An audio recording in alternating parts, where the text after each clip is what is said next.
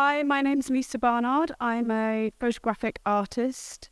I run an online master's in documentary photography at the University of South Wales, and my practice is predominantly documentary, but I use different materials, sculptures, audio, video, textual-based work, predominantly making photo essays or visual essays, aligned to people like, I suppose, Chris Marker and Harun Farocki, very informed by that genre of art.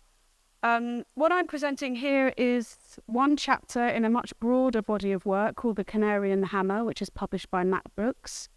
It's a chapter called The Fox and the Rooster, and it's really about, the book in its entirety is about circular economy and extractive capitalism. And this particular chapter explores the relationship between America and China and e-waste. And up until 2015, America was dumping its e-waste in Shenzhen or in Hong Kong, and then it was moving into Shenzhen in China. And this particular chapter looks at the artisan miners who are using royal water, which is basically nitric acid and hydrochloric acid, to dissolve various e-wastes, which are mobile phones, screens.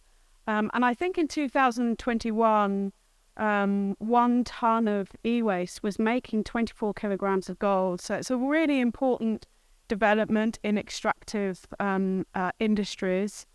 And what was interesting for me really was not only sort of the invisible workers within the system of circular economy, particularly women in the whole book, but in this chapter, the e-waste that was coming from America, which was being labelled as plastics in big containers, was being disseminated around Shenzhen.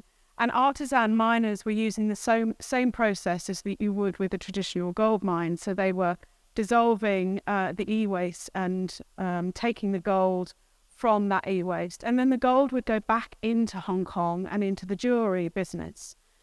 So in China, I was creating works that were very informed by an aesthetic, a particular form of aesthetic, very bright colours that were apparent in the caves in China.